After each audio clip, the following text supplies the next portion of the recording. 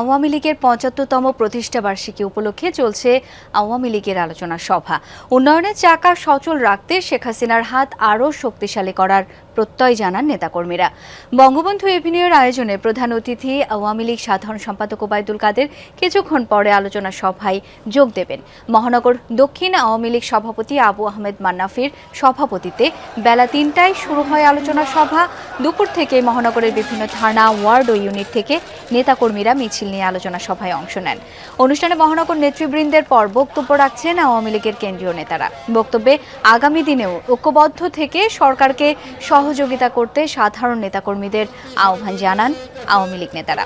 এ সময় বিএনপি সমাবেশ ও দলটির কর্মকাণ্ডের সমালোচনা করেন নেতারা।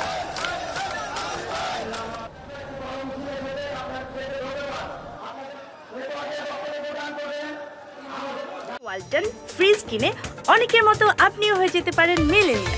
সেরা পণ্যের সেরা অফার।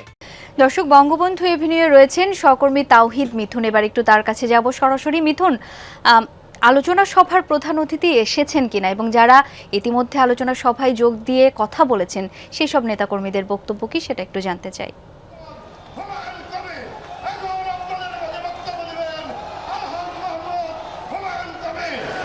আসলে এই অনুষ্ঠানে আওয়ামী লীগের যেই ৭৫তম প্রতিষ্ঠা বার্ষিকী অর্থাৎ যেই প্লাটিনাম জয়ন্তী উপলক্ষে ঢাকা মহানগর দক্ষিণ আওয়ামী লীগের যে আলোচনা সভা, সেই আলোচনা সভায় এই মুহূর্তে মহানগর আওয়ামী লীগের যে নেতৃবৃন্দ রয়েছেন সেই নেতৃবৃন্দ বক্তব্য রাখছেন।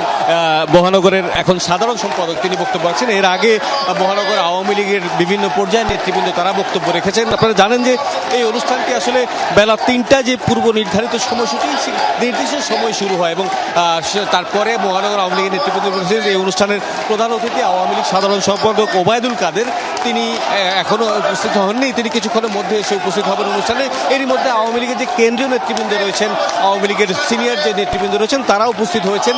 মহানগর আওয়ামী লীগের নেতৃবৃন্দ যারা রয়েছেন তাদের বক্তব্যের পরেই আওয়ামী লীগের কেন্দ্রীয় নেতৃবৃন্দ বক্তব্য দেবেন এবং এরপরে প্রধান অতিথি হিসেবে ওবায়দুল কাদের বক্তব্য দেবেন। একটি বিষয় উল্লেখ করি, যদিও এটি আওয়ামী লীগের যে প্লাটিনাম জয়ন্তী ৭৫তম প্রতিষ্ঠাবার্ষিকীর যে আলোচনা, সেই আলোচনা নিয়ে এতক্ষণ নেতৃবৃন্দ যে বক্তব্য সেটি উঠেছে, তার বাইরে আজকে আপনারা জানেন যে পল্টনে যে বিএনপির একটি সমাবেশ চলছে, সেই সমাবেশ নিয়েও এখানে নেতৃবৃন্দ তাদের বক্তব্যে এসে যারা মহানগর আওয়ামী লীগের নেতৃবৃন্দ আছেন তাদের বক্তব্য উঠেছে। তারা যেটি বলছেন যে আসলে যে বিএনপি আবারও যে হঠাৎ করে তাদের যে সমাবেশ, তাদের যে চক্রান্ত ষড়যন্ত্র, সেই চক্রান্ত ষড়যন্ত্র থেমে নেই এবং তার অংশ হিসেবে তারা আবারও মাঠে জোরদার হয়েছে। যে কারণে মহানগর আওয়ামী লীগের যে নেতৃবৃন্দ রয়েছেন সেই নেতৃবৃন্দদের তাদের নগর নেতারা তারা ঐক্যবদ্ধভাবে কাজ করার আহ্বান জানিয়েছে। আপনারা জানেন যে মহানগর আওয়ামী লীগের এরই মধ্যে যে থানা এবং ওয়ার্ড কমিটি রয়েছে, সেই থানা এবং ওয়ার্ডের অতি শীঘ্রই তাদের যে পূর্ণাঙ্গ কমিটি ঘোষণা করার কথা রয়েছে। সেই কারণে আসলে